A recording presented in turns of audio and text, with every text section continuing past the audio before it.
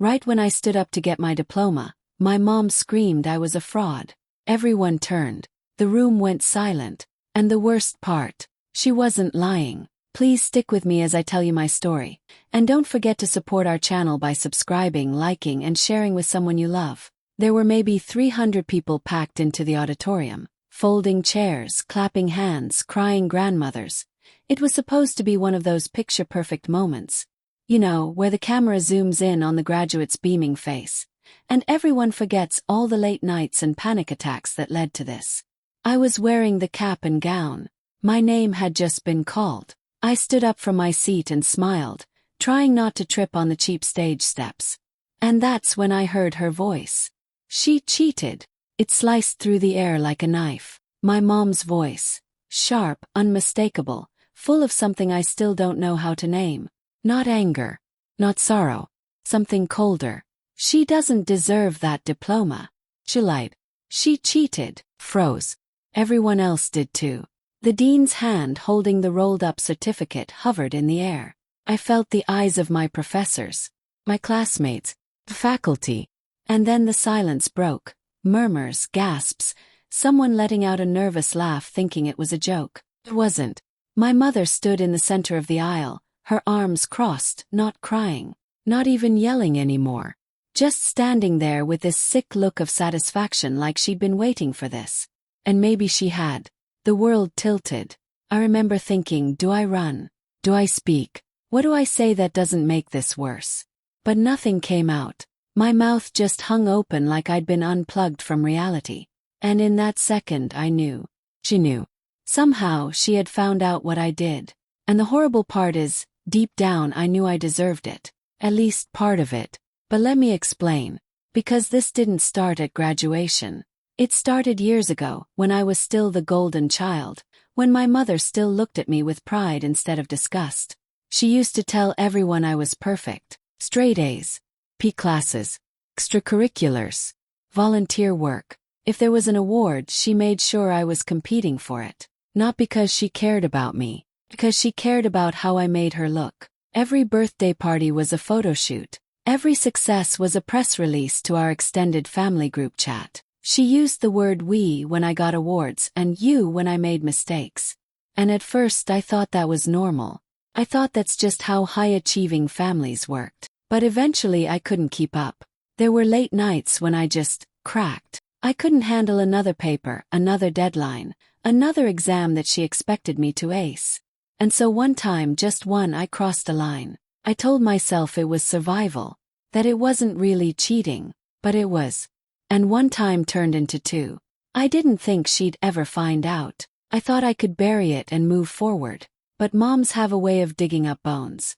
And when mine found out, she didn't confront me quietly. She didn't cry behind closed doors. No, she waited. She watched. And when the lights were brightest and all eyes were on me, she flipped the switch.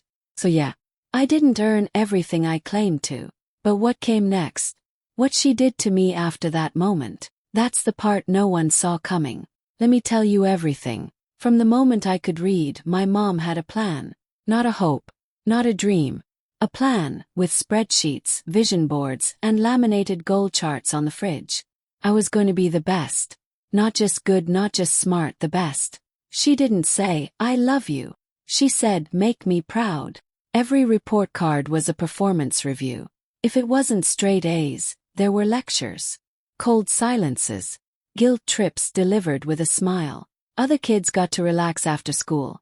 TV, sports, sleepovers. I got flashcards and college prep books. I was 10. The scary part is, I didn't even hate it at first. I liked being the golden child. Teachers adored me. Relatives bragged about me. Strangers told my mom, wow, you must be so proud. And she'd just nod like it was all going to plan. By junior year of high school I had no life, no real friends. Just a schedule stacked so tight if I blinked too long I fell behind. I was the student body president, led 2 clubs, played violin, tutored twice a week, and somehow still managed a 4.0. People thought I was amazing. I was exhausted. But my mom, she was thriving, showing off my test scores on Facebook, giving advice to other parents like she was some academic prophet. She once told me dead serious. If you don't graduate valedictorian, you'll embarrass this family. No pressure. So when I hit a wall senior year, when I was drowning in AP classes and running on fumes, I panicked. There was one research paper I just couldn't get done. Not without sacrificing another. Not without breaking. Oh, I paid someone to help. Just that once. But once is a dangerous thing. I told myself I deserved it. That it was just leveling the playing field. That everyone else had some kind of help too. And honestly, I didn't feel bad. Not right away. Because I was still doing most of the work. Still showing up. Still getting the grades. And Mom never knew. Or if she suspected, she never said a word. All she saw was the shiny daughter she'd built from scratch. Sharp, polished, untouchable. And for a while, believed it too. At home, pressure wasn't loud. It was constant. A slow, suffocating kind of weight. It lived in the walls. It echoed in the way my mom said, "That's fine, I guess," instead of "good job." Every day was a performance. My moods didn't matter. My needs didn't matter.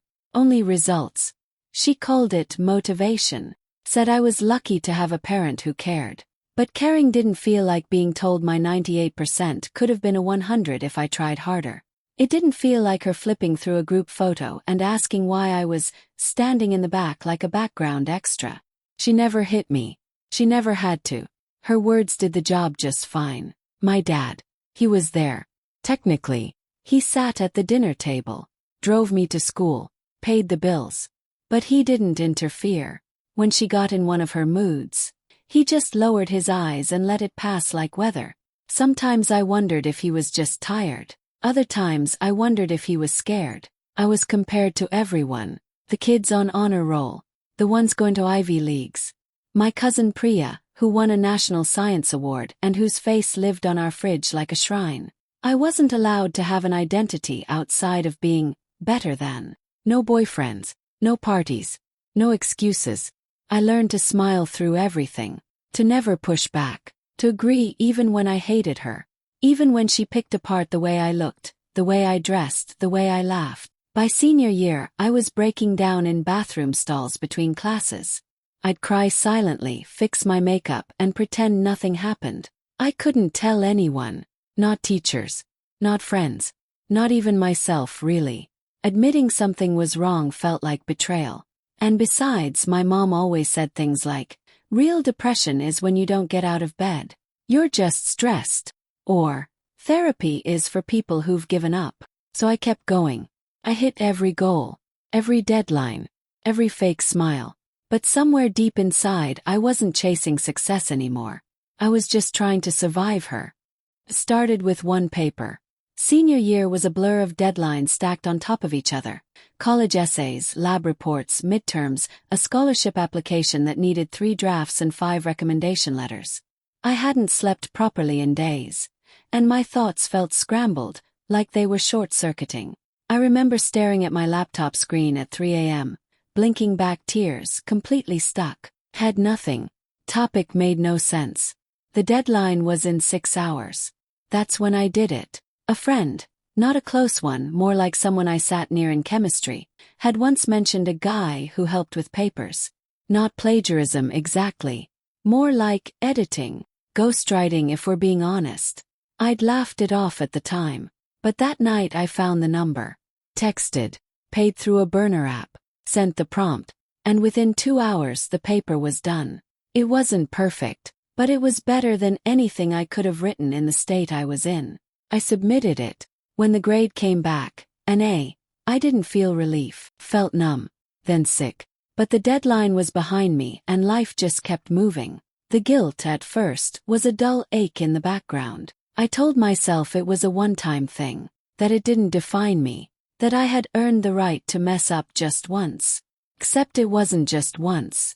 There were 2 more times after that. One was for a research-heavy history assignment while I was juggling 3 club projects. Another for a final essay in English class, when I'd pulled 2 all-nighters and still couldn't get the outline right. Every time I told myself the same thing, just this once. And every time I hated myself a little more. I started avoiding eye contact with my teachers. Stopped raising my hand in class. I could feel the dishonesty clinging to me like smoke, invisible but suffocating. I started drafting apology letters in my head at night, fantasies of coming clean. But fear always won. I was so close to graduation. College acceptance letters had started rolling in. My mom was already planning a party. She had no idea. Not a clue. Or so I thought. What I didn't know, what I couldn't have known, was that she'd already started digging. It wasn't suspicion exactly. More like obsession. I later found out she'd been tracking my browser history, checking my messages, even going through the trash folder of my email. And then one day, purely by accident, she found a receipt. Just a single auto-generated confirmation email I'd forgotten to delete. That was the crack in the glass. And once she saw it, she didn't say a word. Not at first. She just smiled more often. Asked fewer questions. Gave me these long, quiet looks that felt off. I didn't realize it then, but she wasn't planning a graduation celebration anymore. She was planning a reckoning. I didn't find out about the private investigator until months later, but when I did, everything suddenly made sense. She'd hired him not out of suspicion, but out of obsession. My mother believed reputation was fragile, something that needed surveillance, not trust. She told the investigator she wanted to protect the family name, to make sure her daughter wasn't jeopardizing the image she'd worked so hard to cultivate. That's how she phrased it anyway. What she really wanted was control. I didn't see it at the time. All I knew was that, after that forgotten email receipt, things got weird. She didn't confront me. No dramatic screaming match. No accusations. She just went quiet. Not silent, controlled. Her tone got sweeter, but her eyes didn't match. Her compliments started landing with an edge. "You've been working so hard lately," she said one morning, sliding a bowl of fruit toward me. "I'm sure you're not cutting corners." Or, "Your writing's improved so much. Did someone help you?" Every word felt like it had teeth. I told myself I was being paranoid, that the stress was getting to me. But she was colder now, in this precise, surgical way. The kind of cold that doesn't come from anger, but from calculation. I remember catching her staring at me during dinner. Not like a mother proud of her graduating daughter. Like someone sizing up a defendant in court. And then, just like that, the warmth would switch back on. She'd ask about graduation plans, whether I wanted vanilla or red velvet cake, if we should order extra seating for guests. It was whiplash. I should have known something was wrong, but I was desperate to believe the lie was still buried. I told myself she hadn't found everything. Maybe she saw something suspicious, but nothing conclusive. Maybe it would all blow over. Graduation was 2 weeks away, and I had my speech ready. Valedictorian, honors cord, the whole picture-perfect ending. Made it. At least that's what I thought. I didn't know she'd already spoken to the investigator. That she'd been handed a folder. Dates, payments, screenshots, everything. I didn't know she'd scheduled a meeting with the dean for the day after the ceremony. She wasn't going to stop me from walking the stage. She wanted me to walk, so she could take everything in front of everyone. She waited. Calculated. Let me put on the cap and gown. Let me take photos. Let me line up with my class and hear my name called. She waited until all eyes were on me. And then she stood up. Graduation day was supposed to be the reward. The finish line. I remember fixing the tassel on my cap in the mirror, my hands trembling, not from guilt but from nerves. I thought I'd pulled it off. My mom was smiling again. She even hugged me that morning. She told me she was proud. I wanted to believe her. The auditorium buzzed with excitement. Camera flashes, programs rustling, names echoing over the microphone. I spotted my family in the front row. Dad sitting stiffly, my little cousins waving, and my mom, perfectly dressed, perfectly composed. Then my name was called. People clapped. Stood. I walked, face burning with adrenaline, one foot in front of the other, every movement rehearsed in my mind. Mail. Shake hands. Accept the diploma. I had just reached the center of the stage when I heard it. She cheated. The voice didn't echo, it sliced. Clean. Direct. My mom's voice. You cheated. Tell them the truth. Everything stopped. Clapping ceased mid-sound. The principal's hand froze, my diploma inches from my grasp. I turned toward the voice like I wasn't in my own body. There she was, standing, arms crossed, expression unreadable. Not angry, not sad, just certain. A ripple of whispers spread through the crowd like wildfire. I saw professors glance at each other. A classmate's mouth hung open. Someone's phone was already up, recording. I stood there, breath caught in my throat, heart thundering. I couldn't move, couldn't speak. The weight of her words collapsed everything inside me. "Tell them what you did," she said again, quieter now, but somehow worse. The principal leaned toward me. "Is this true?" My mouth opened but nothing came out. My vision blurred. The lights above the stage swirled. My legs went weak, and for a terrifying moment, I thought I might faint right there in front of everyone. I took a step back. Another. I could barely hear anything now. Just a loud, wet ringing in my ears. My stomach turned. I wanted to run, scream, disappear. Instead, I stood there, paralyzed, while the lie I'd built finally shattered in front of the entire school. And my mom just watched, smiling. I disappeared. Not literally, but online, in public, everywhere that mattered. I deleted my social media accounts, stopped answering messages, and stopped leaving the house unless I had to. Shame has a way of shrinking your world until all that's left is your bedroom and your own thoughts. And mine weren't kind. I couldn't eat without feeling sick. Couldn't sleep without waking up gasping from some nightmare where I was back on that stage. Hearing her voice again. The humiliation looped in my head day after day, like it was stuck on repeat. I stopped checking emails. I couldn't look at my face in the mirror. Weeks turned into months. I applied for jobs, anything to move forward, but every interview felt like a trap. What if they Googled me? What if someone recognized my name? I tried enrolling in a few online classes, thinking I could quietly rebuild, but the university hadn't forgotten. My academic record was flagged under investigation, which meant no credits, no progress, and no one willing to talk to me. Then one afternoon I got the letter. It was from the dean's office. Inside was a formal notice. Someone had requested that my academic suspension be changed to permanent probation. The request had come from a concerned family member. My mom. She wasn't just punishing me. She wanted to make sure I stayed punished. I stared at the letter for a long time, not even angry, just hollow. She'd already ruined my graduation, my reputation, my confidence. And now she wanted to erase my future too. But that same week, something unexpected happened. My dad knocked on my door. We hadn't talked much since that day. He'd kept to himself like always. But now he stood there, holding a folder, looking nervous. "I should have said something sooner," he said. But I didn't know how. Inside the folder were records. Bank statements, emails, transcripts. Not about me. About her. Years of manipulation. She'd redirected funds, forged emails, even falsified parts of her own resume. She'd done worse than I ever had.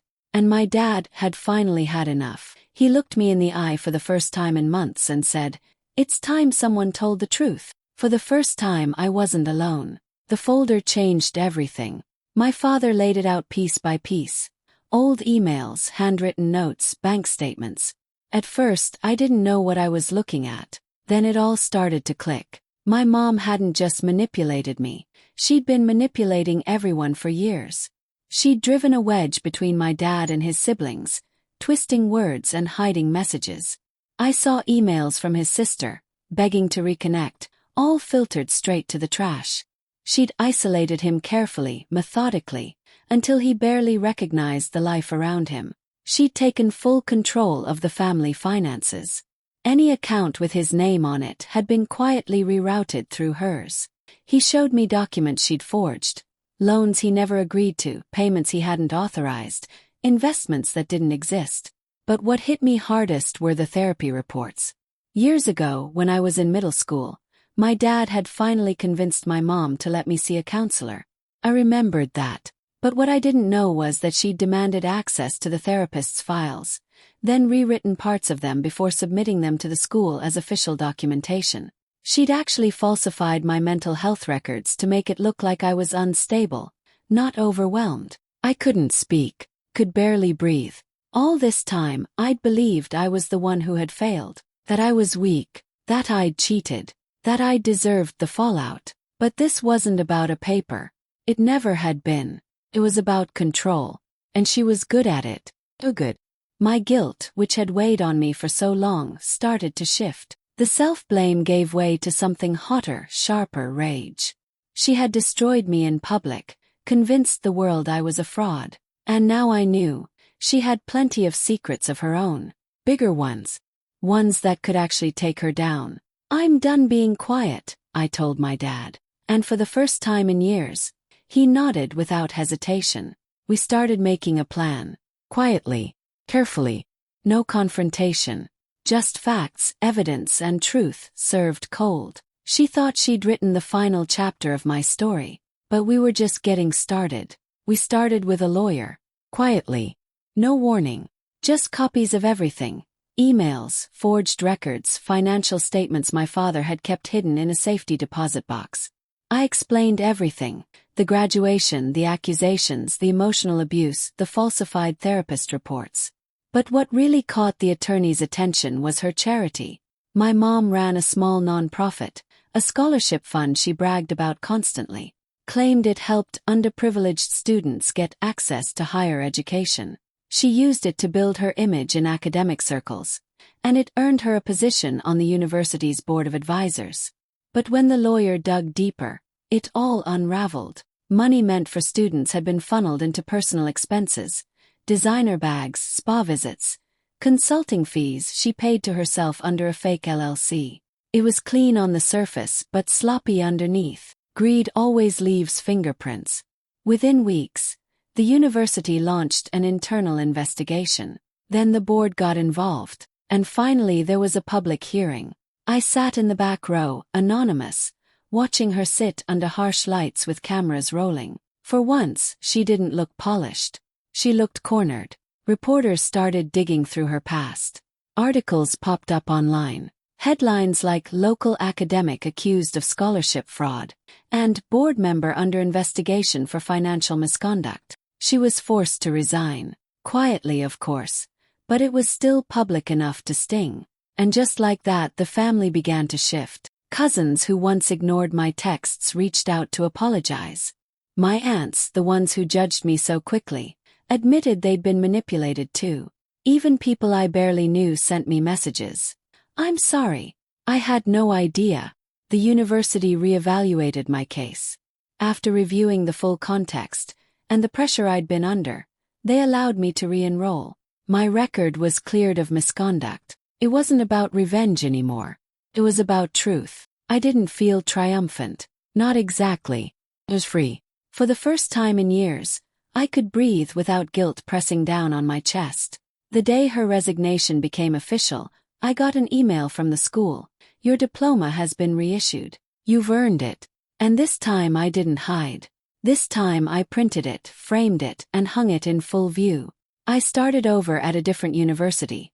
No applause, no expectations, no spotlight. Just me, a small dorm room, and a quiet determination to do things right this time. Every paper I turned in, every exam I studied for, felt like a piece of myself being rebuilt. My father filed for divorce. He told the truth to the lawyers, to the family, and finally to himself. He moved in with his brother for a while, started seeing old friends again. For the first time, he looked like someone choosing his own life. We reconnected slowly. No big apologies. Just understanding. I stayed off social media, focused on healing, on earning, not performing. When I completed my degree, a letter arrived from my old university. Not automated, not cold. A real letter signed by hand. "We believe in second chances. Congratulations." The new diploma came in the mail a week later. But I didn't want to just hang it on the wall. I walked the stage again, this time at my new school. No fanfare. No grand speeches.